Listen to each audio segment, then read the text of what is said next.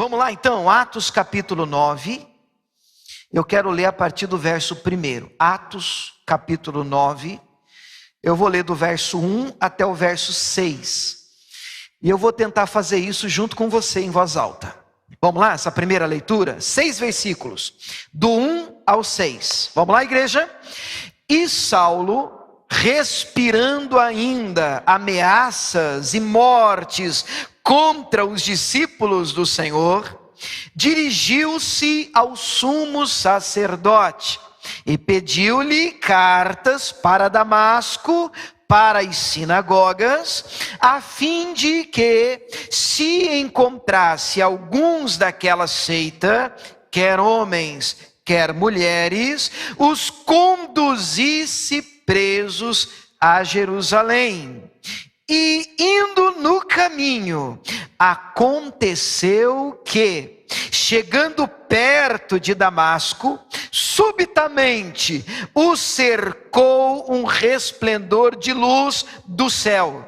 E caindo em terra, ouviu uma voz que lhe dizia: Saulo, Saulo, por que me persegues? E ele disse: Quem és, Senhor? E disse o Senhor: Eu sou Jesus, a quem tu persegues. Duro é para ti recalcitrar contra os aguilhões. E ele, tremendo e atônito, disse: Senhor, que queres que eu faça? Disse-lhe o Senhor: levanta-te, entra na cidade, e lá te será dito o que te convém fazer. Pode dizer glória a Deus? Essa é a palavra de Deus. A palavra de Deus, ela é digna de crédito. A palavra de Deus por si só, ela é poderosíssima. Eu não sei quanto a vocês, mas eu vou perguntar mesmo assim. Estamos num ambiente religioso, um ambiente de fé, mas quantos de vocês amam a palavra de Deus? Digam amém. Você pode aplaudir a palavra de Deus? Ela tem vida. Palavra de Deus. Gente, quero falar com vocês hoje. Vamos colocar o tema para o pessoal. E eu gostaria muito que você considerasse. Eu estava orando sobre isso ontem. E ninguém que sobe aqui, sobe como aventura, né? Graças a Deus por cada palavra que já foi ministrada aqui pelos pastores, que sempre trazem um recado importante da parte do Senhor. Isso tudo fica no nosso coração. Mas eu quero falar rapidinho com vocês aqui sobre as 2 perguntas mais importantes da vida. Vamos repetir isso? As 2 perguntas mais importantes da vida. É um atrevimento, um tanto de ousadia da minha parte, afirmar que estas são as 2 perguntas mais importantes da vida de alguém, da vida do ser humano.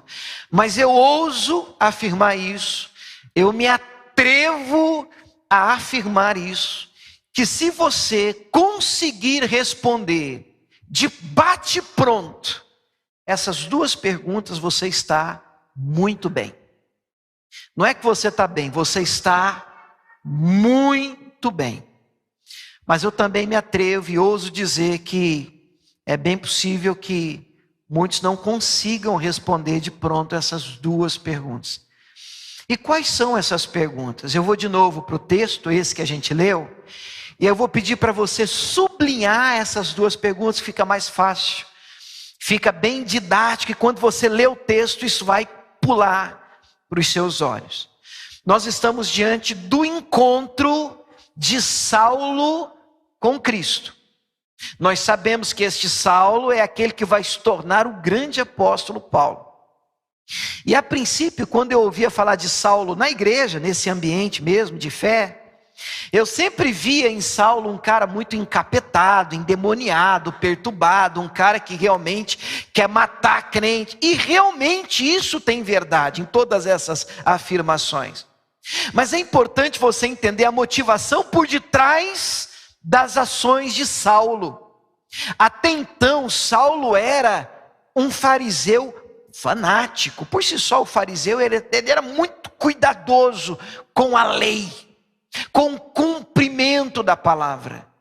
Então o que Saulo fazia, ele fazia achando que estava servindo a Deus, assim como muita gente hoje. Tem gente que em nome de Deus amarra uma bomba no próprio corpo. Tem gente que em nome de Deus e da sua religião não cumprimenta, não senta com outra pessoa que é de outra igreja. Mas ele não faz isso porque ele escolheu ser perturbado. Ele faz isso porque ele acha, ele cuida, está fazendo um favor ao Senhor. Quem está comigo, diga amém. Tem gente que vive nesse nível. E a religião, e eu espero que você entenda a diferença entre evangelho e religião. A religião faz isso com as pessoas. Elas separam as pessoas. Elas levantam muros entre as pessoas. E eu não estou pregando ecumenismo não, mas eu estou dizendo que o evangelho não é a religião. O evangelho é o poder de Deus. Você pode dizer amém por isso? É outra coisa, muito diferente de religião. A religião é coisa humana. A gente precisa tomar cuidado com algumas expressões que a gente tem, com algumas afirmações que a gente usa. Mas em nome de Deus, Saulo persegue os crentes, inclusive ele vai até os responsáveis, os sacerdotes, e pede autorização, ele pede carta, ele pede por escrito que se dê autorização para que ele os persiga, para que ele os prenda os crentes. E é nessa viagem onde na mente de Saulo, isso é fantástico quando você para pensar como Deus age, ele está na mente dele tudo elaborado, e ele está viajando para Damasco. Vou prender essa raça, em nome de Deus, eu estou servindo ao Senhor, eu estou fazendo a vontade do Pai, e vamos lá que essa turma merece cadeia, vamos matar essa turma. E é nesse contexto, nesse ambiente, que Jesus se revela a esse cidadão, que Jesus aparece para ele, que ele tem, eu não vou dizer um encontro, sabe? Eu vou dizer assim, o encontro, que muda a vida desse homem drasticamente. Mas tão drasticamente que ele se torna o maior de todos os apóstolos, mais de 80% do Novo Testamento, graças a esse encontro que ele tem com Cristo. E quem tem o encontro com Cristo muda, é transformado, da água para o vinho, amém ou não amém? Muda. Esse negócio de eu tive encontro com Deus e está tudo do mesmo jeito é conversa. Porque daí a palavra conversão, e conversão, desde a aulinha de trânsito a gente aprende, conversão à direita, conversão à esquerda. Conversão é mudança de direção. Eu estava indo para lá, alguma coisa aconteceu e minha vida mudou. E assim, quando Cristo nos alcança, querido, a nossa escala de prioridades, a nossa lista de alvos e desejos é bagunçada pelo Senhor de uma maneira tão poderosa. E é interessante isso, porque eu não sei vocês, mas em regra ninguém acorda e diz, não, eu vou estudar, vou me formar, quando eu tiver 20 anos eu viro crente.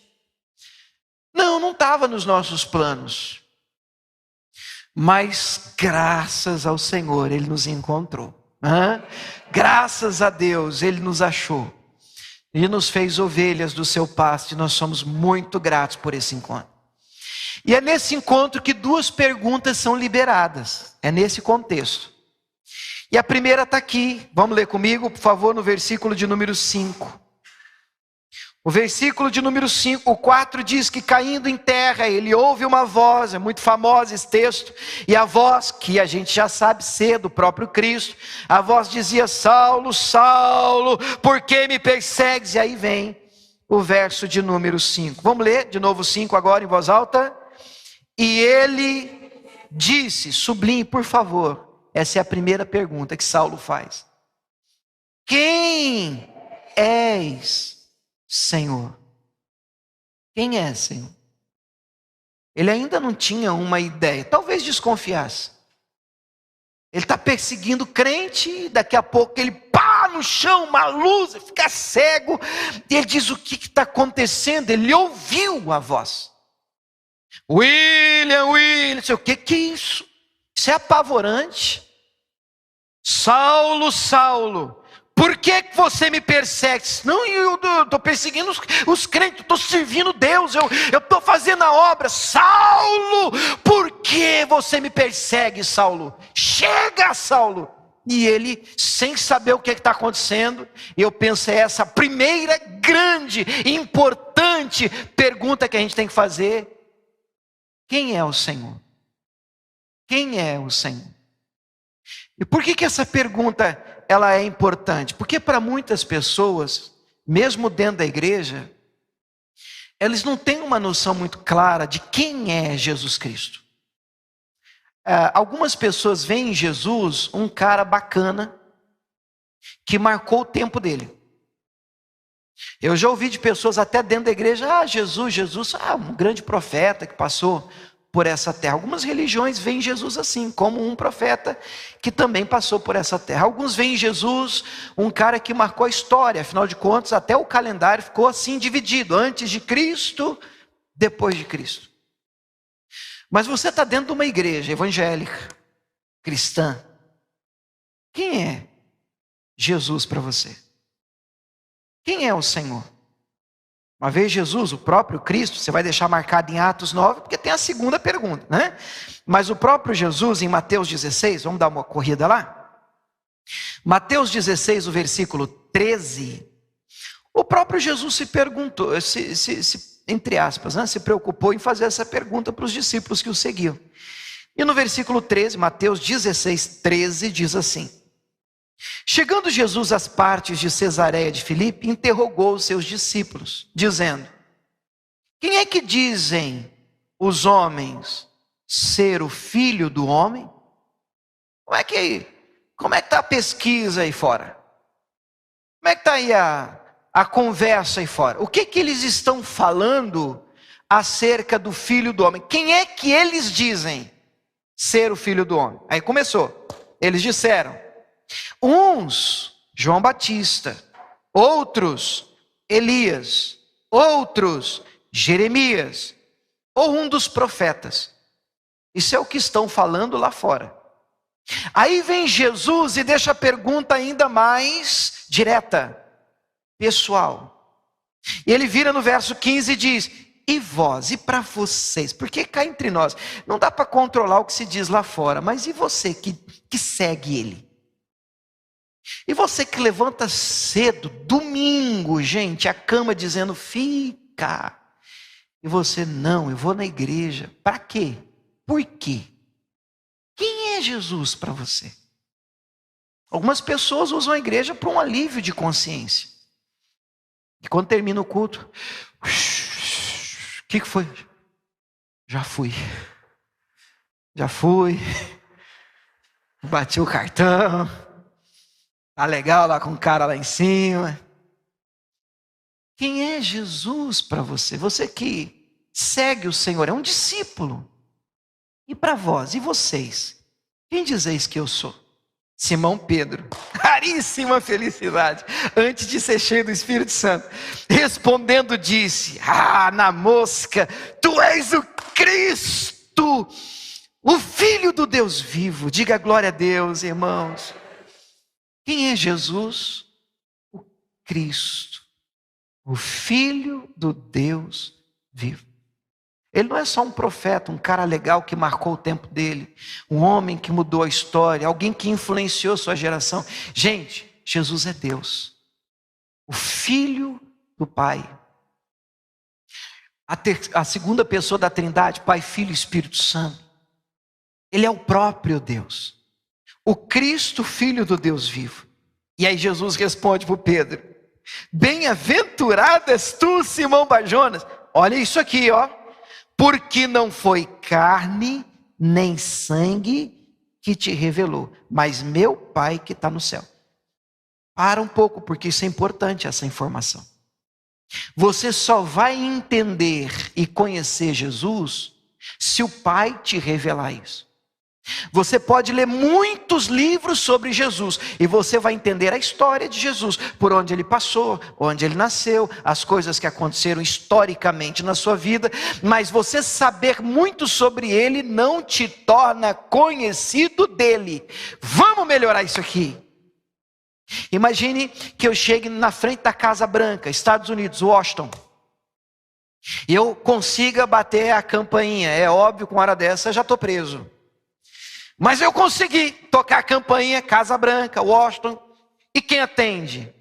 Quem atende hoje é o Biden.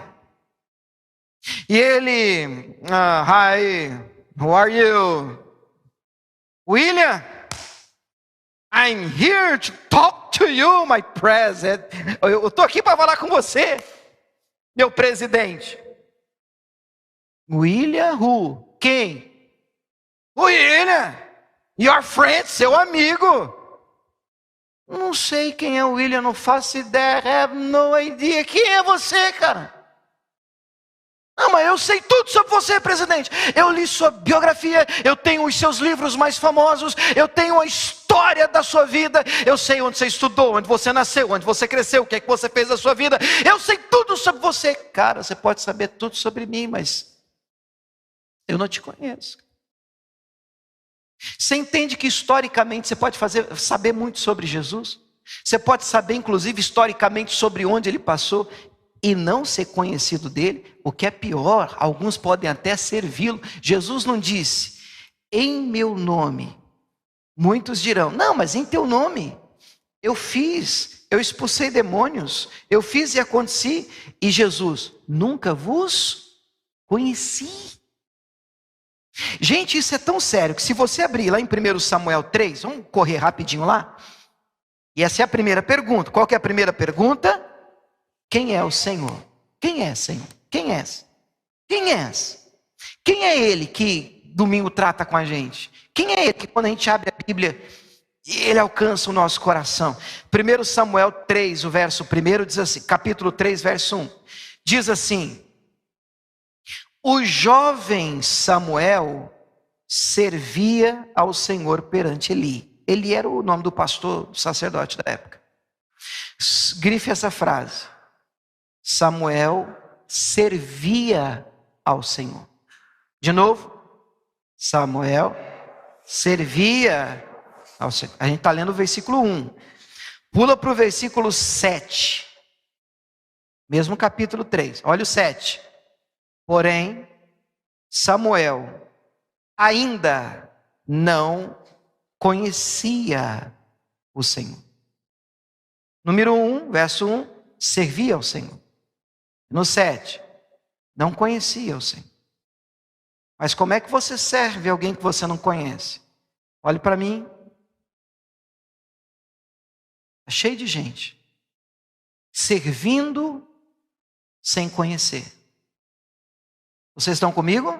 Quem está entendendo, diga amém. Gente servindo sem conhecer. Primeira pergunta, muito importante na sua vida, é quem é Jesus para você? Você conhece de verdade Jesus Cristo? Em João, no capítulo 1, no verso 11, eu sempre gosto de ler esse texto. Para mim esse é um texto divisor de águas, eu acho que é um texto que você tem que ter de cabeceira de cama.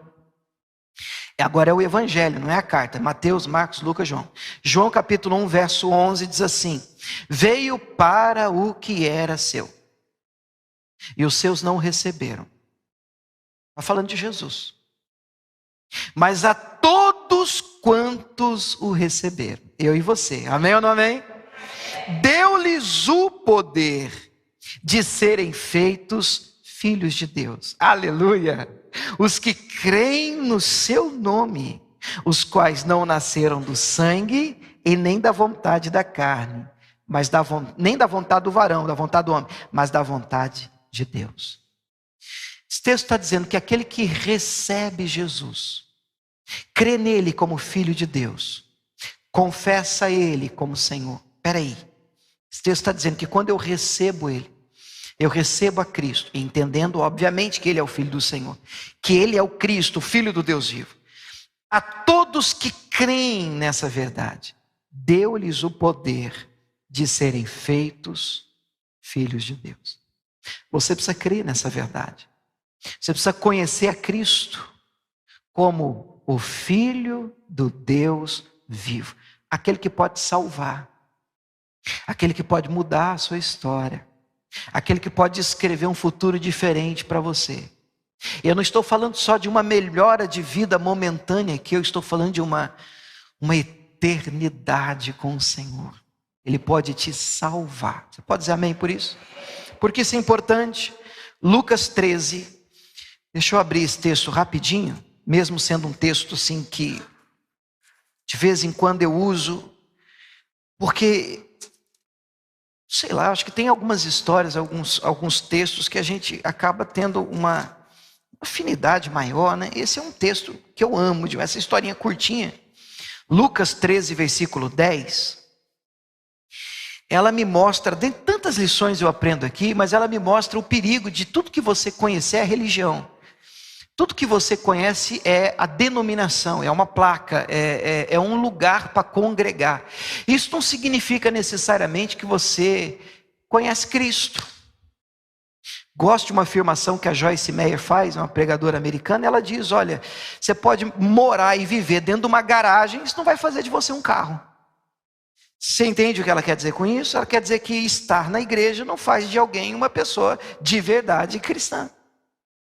Lucas no capítulo 13, no verso 10, a Bíblia diz assim: ensinava no sábado, numa das sinagogas, e estava ali, verso 11, uma mulher que tinha um espírito de enfermidade. Quanto tempo, igreja?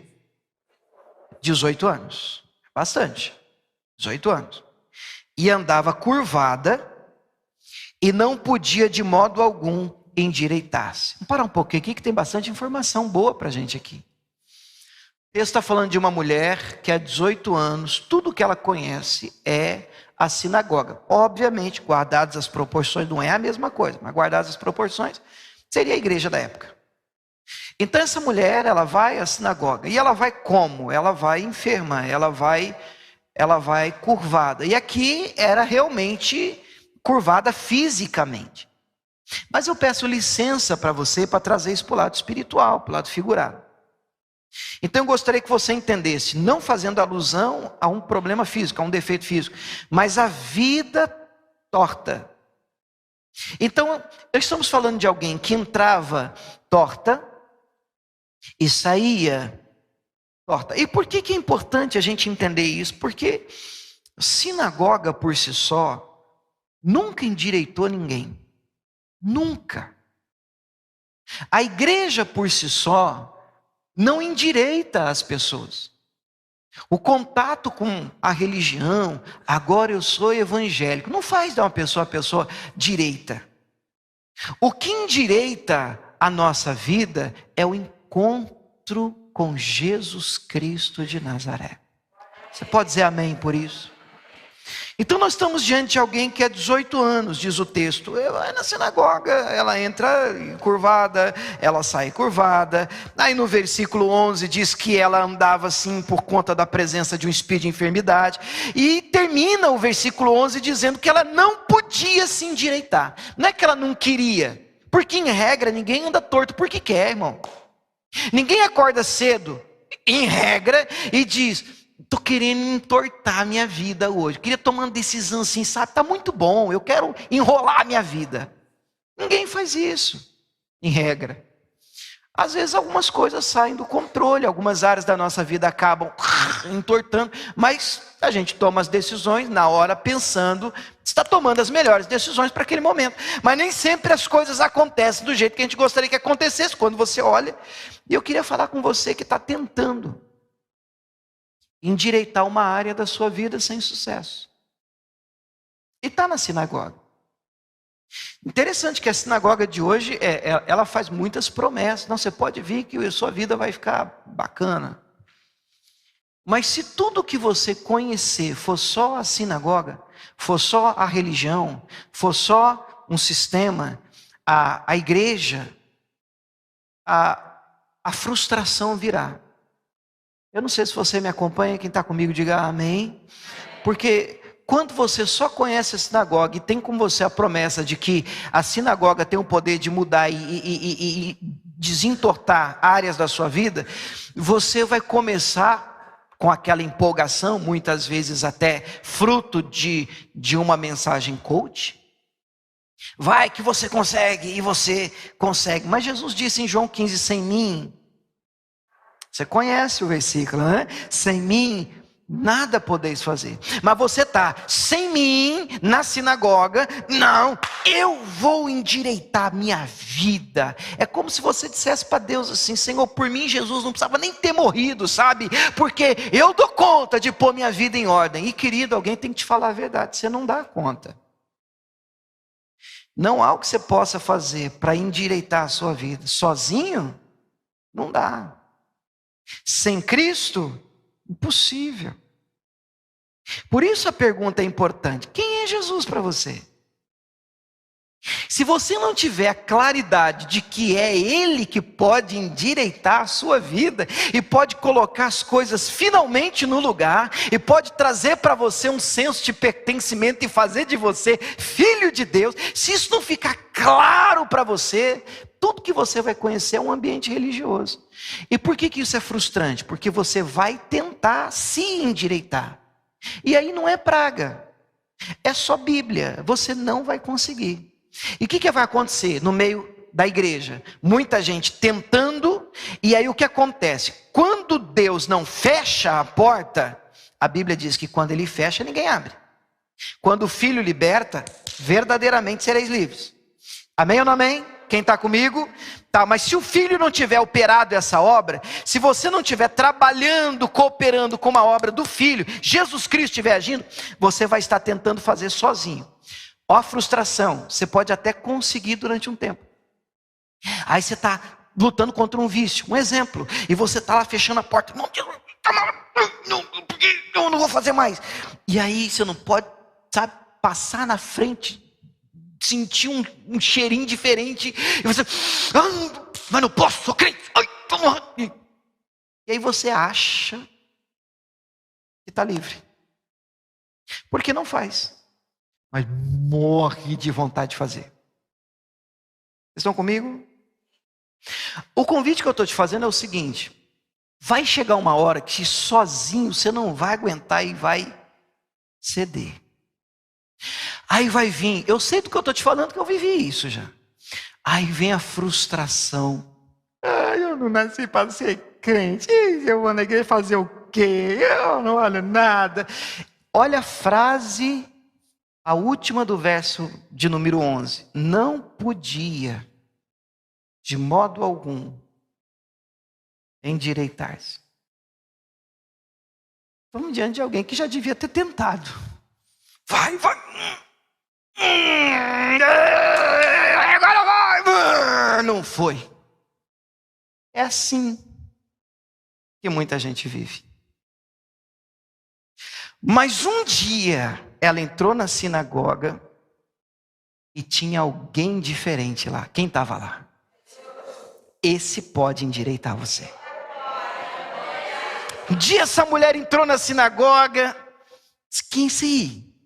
E quem é culto especial? Quem é que está ministrando? Um tal de Jesus. E aí vamos ver, já estamos aqui mesmo. Jesus para o culto. No verso seguinte, negócio muito diferente. O texto vai dizer que no verso 12, vendo a Jesus. Ai, que frase linda, cara. Sabe, porque às vezes parece que ninguém vê a gente, as nossas lutas, as nossas dores, né? E vendo a Jesus, Jesus viu aquela mulher, sabe? Como Jesus te vê, como Jesus me vê, como nada escapa aos olhos, Ele vê o seu sofrimento, sua guerra, sua luta, sua tentativa de andar direito, às vezes sem sucesso. Ele viu e chamou-a a si. E ainda hoje o convite é: vinde a mim.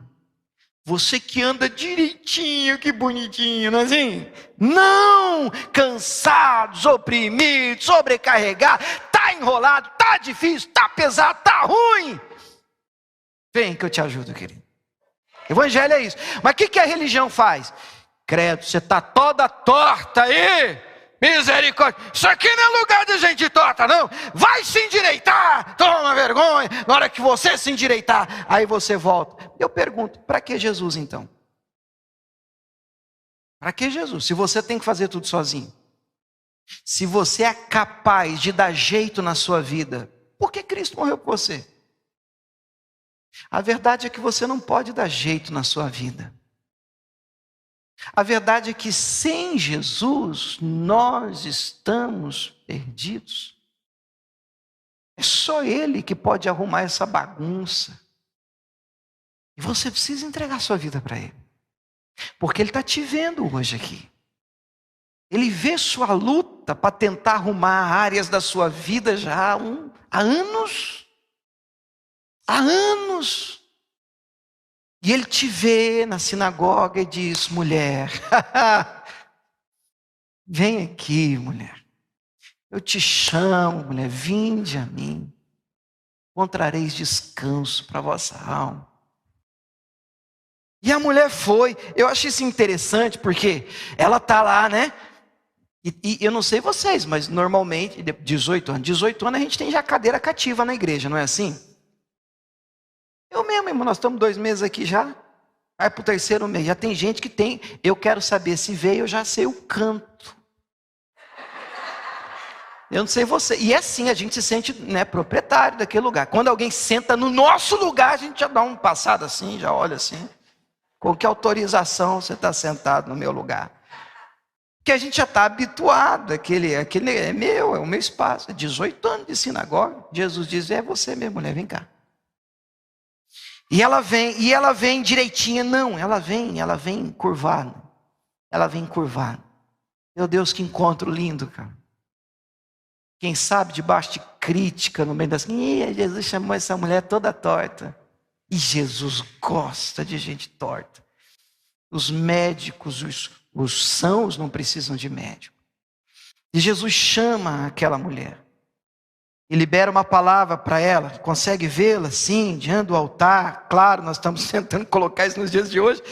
E ela diante assim de Jesus. E Jesus diz: mulher, estás livre da tua enfermidade. Que palavra linda. Impôs as mãos sobre ela.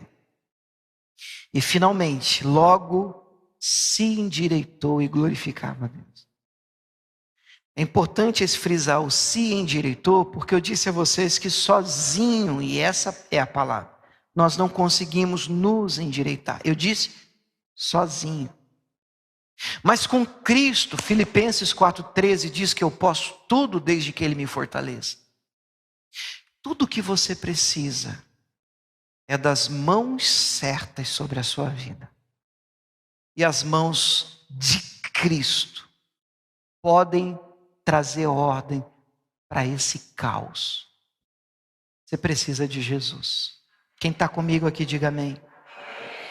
Queridos, antes de entrar na segunda pergunta, eu queria fazer uma oração. Sinto de Deus aqui de fazer uma oração por você. Quem sabe Deus te trouxe aqui essa manhã e você está aqui como um curioso.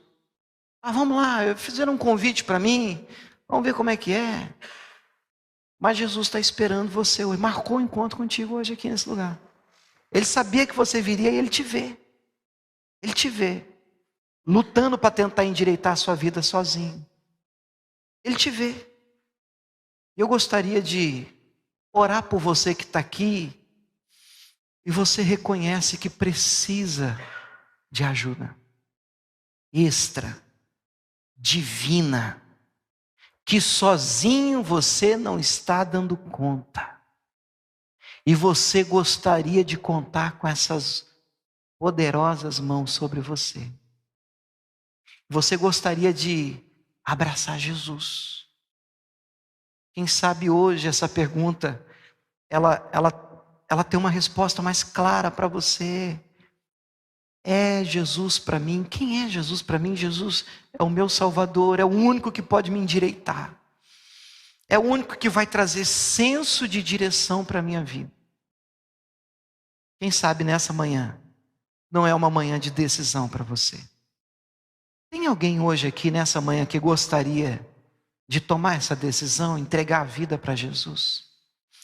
Tem alguém aqui debaixo de uma guerra, uma batalha para tentar andar direito e gostaria de uma oração para que essas mãos, as mãos do Senhor, quem sabe tudo que você precisa é de uma mãozinha no céu.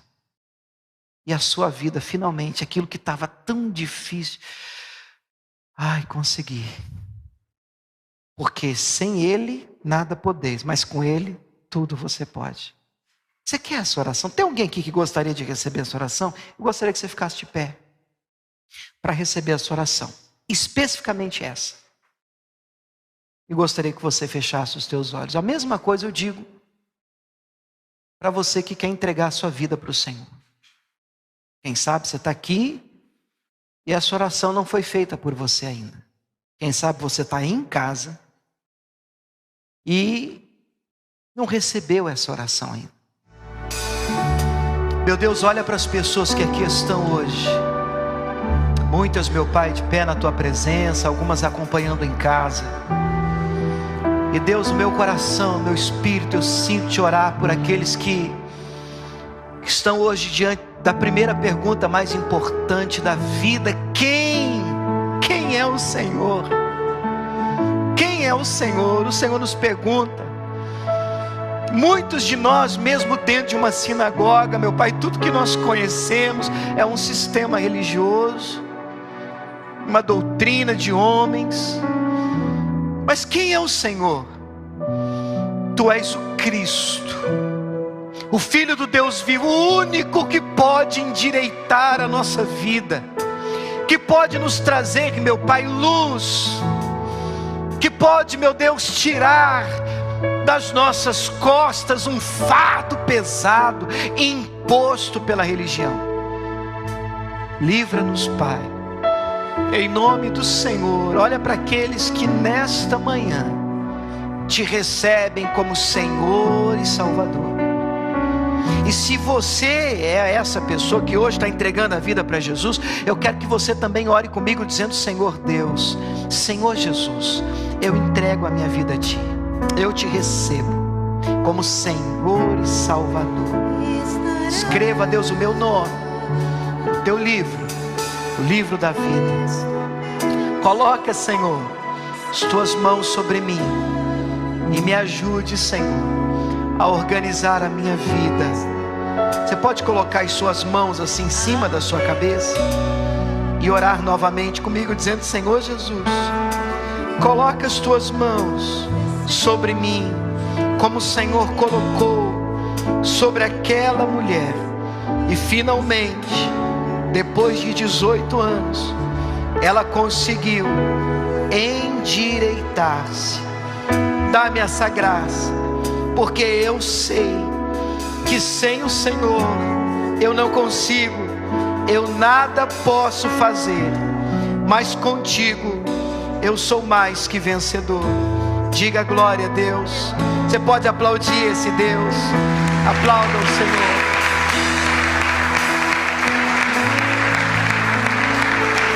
Aleluia. Glória a Deus. Senta só mais um minutinho, por favor.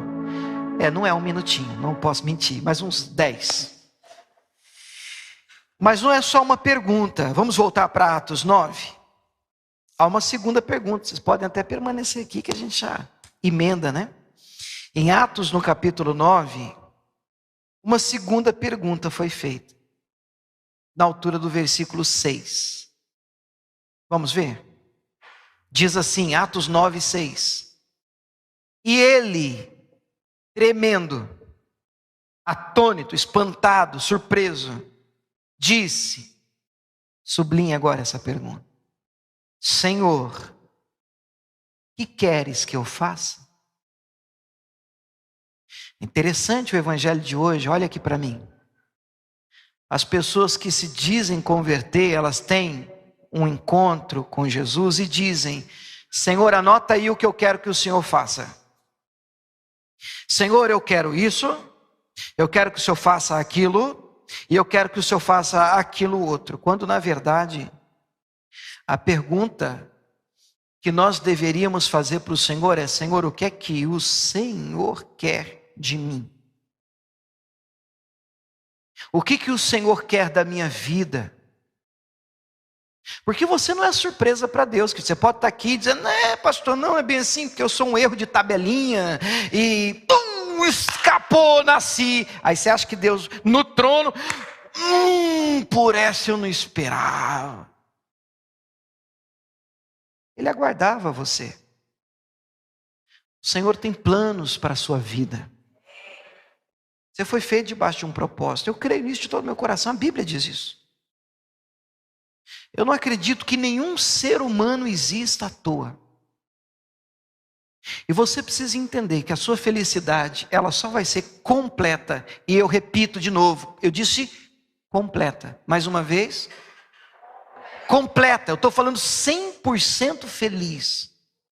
Se você entender o que Deus quer de você. Senão você vai viver alegrias esporádicas. Feliz porque comprei minha casa própria. Não precisa nem ser crente para ficar feliz quando você compra uma casa. Feliz, troquei de carro. Feliz, casei, pastor, estou feliz. Feliz, pastor, nasceu nosso filho. Feliz. E tudo isso realmente traz uma felicidade, uma alegria passageira. Isso passa. Mas senso de propósito que responda a pergunta: por que eu nasci? Para que eu existo? O que Deus me fez? Qual a importância a minha vida tem? Que peso tem a minha vida? Que diferença faria se eu não existisse? Essa é a pergunta. Então, quando Saulo, ele cai no chão, ele fica cego, e a primeira grande pergunta da vida é: quem é o Senhor? Quem é o Senhor? E Jesus: eu sou Jesus, a quem você está perseguindo.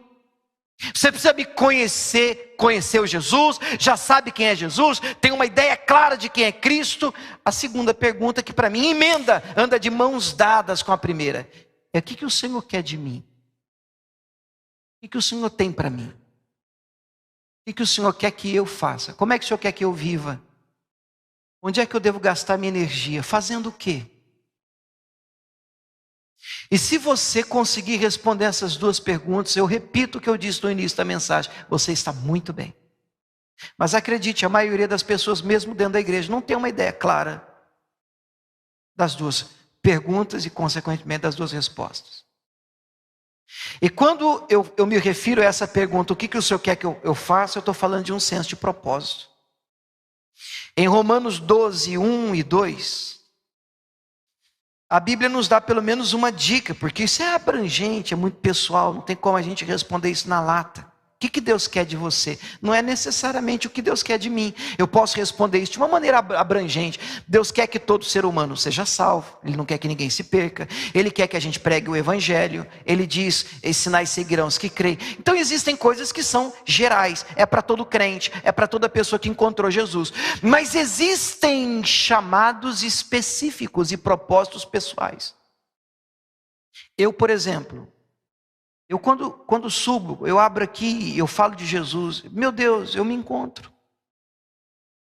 Eu sou feliz aqui em cima. Aqui embaixo eu sou feliz também. Mas, meu Deus, eu viro uma criança, que legal falar de Jesus, abrir a Bíblia, ministrar, pregar. Ah, meu Deus do céu, sabe quando aquela pecinha do Lego encaixa e você diz: montou, é isso. Minha vida é isso.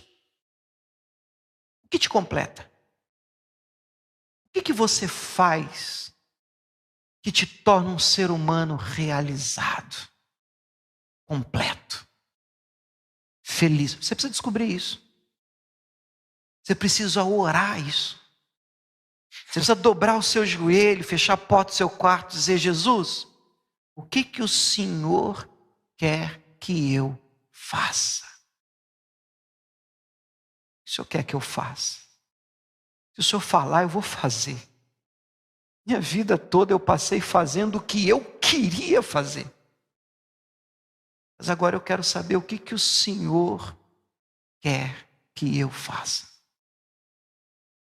E então em Romanos 12, nos versos 1 e 2, agora Paulo, escrevendo a carta aos crentes de Roma, ele vai dizer: eu rogo-vos, irmãos, pela compaixão de Deus, vamos traduzir, pelo amor de Deus eu peço a vocês, pelo amor de Deus eu peço, pelo amor de Deus, o pedido é importante, que apresenteis o vosso corpo, carne, sacrifício vivo, santo, agradável a Deus, que é o vosso culto racional. Vamos traduzir?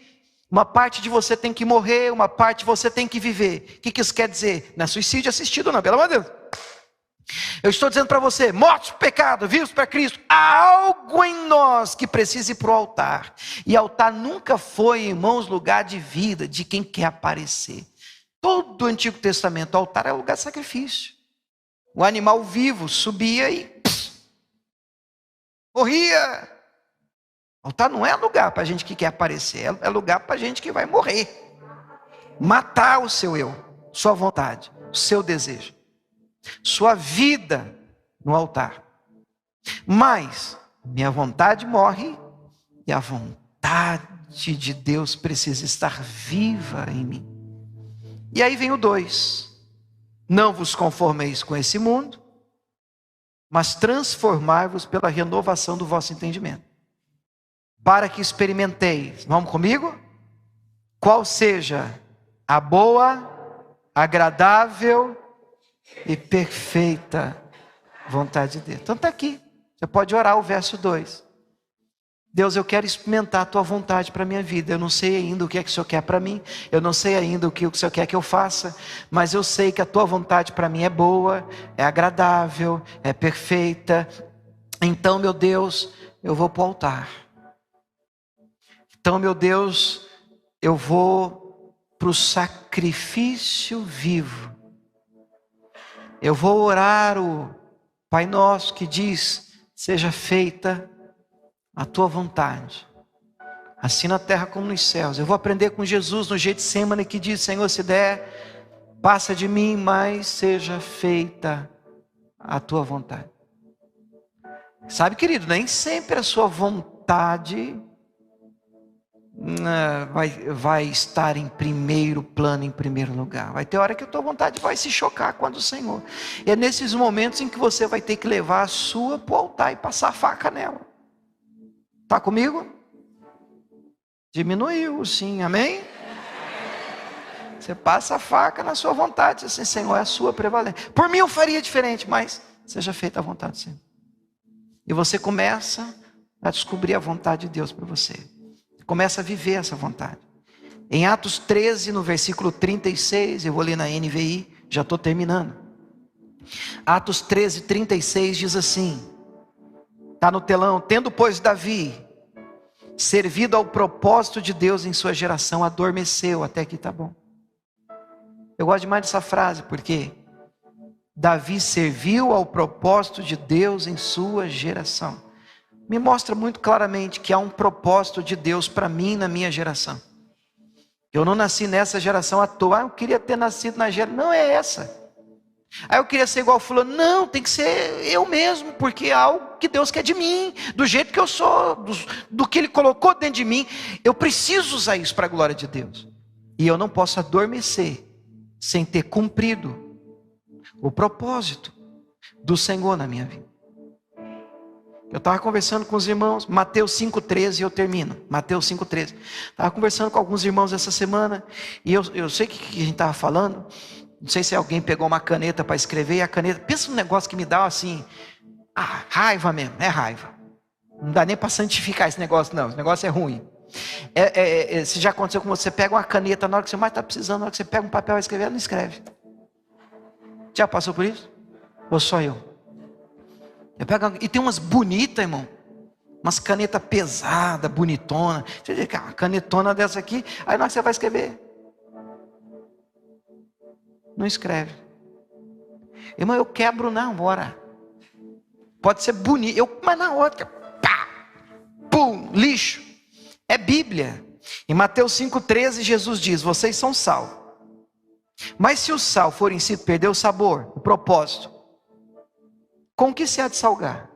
Olha a frase que Jesus libera: para nada mais presta, senão para lixo. Sal que não salga, caneta que não escreve, lixo. Crente que não influencia, vida que não balança ninguém. Tanto faz, você morar nesse condomínio como você mudar, ninguém nem vai notar. No seu serviço ninguém nem sabe que você é crente. Sua igreja, não faz diferença nenhuma, você sumiu, não balança nada. Sua vida tem que encontrar um propósito, filho. Você tem que fazer a sua vida valer a pena. Você não pode passar os seus dias pensando só em ser, eu preciso ser feliz. Então, Senhor, a pergunta não é o que o Senhor quer que eu faça. Eu vou dizer para o Senhor o que o Senhor tem que fazer. Não, Jesus, não desvio, senão eu viro ateu. Anota aí. Você precisa conhecer Jesus, porque Jesus não é isso. Você conhecer um sistema. E Jesus não é isso. Ele não morreu na cruz para você andar de carro zero, filho. Jesus não é isso.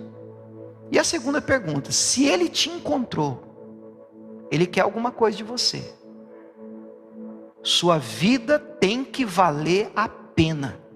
Você não pode fechar os seus olhos aqui sem ter balançado essa terra.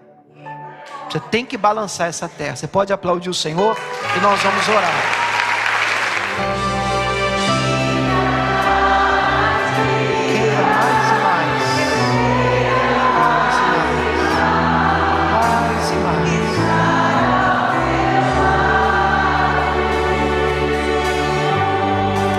Pai, nós oramos essa canção, Senhor.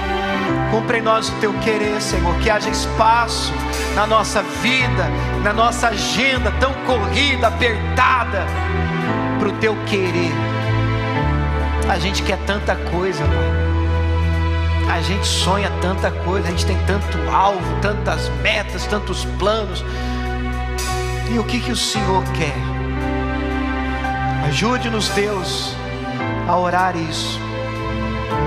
São duas perguntas importantes que precisamos responder, meu Pai, na ponta da língua. Quem é, Senhor? Senhor, o que queres que eu faça? Ajude-nos a viver, meu Pai, com respostas claras, fazer a nossa vida valer a pena. Nós oramos e pedimos ajuda em nome de Jesus. E a igreja do Senhor diga amém. Podemos aplaudir esse Deus que Ele merece.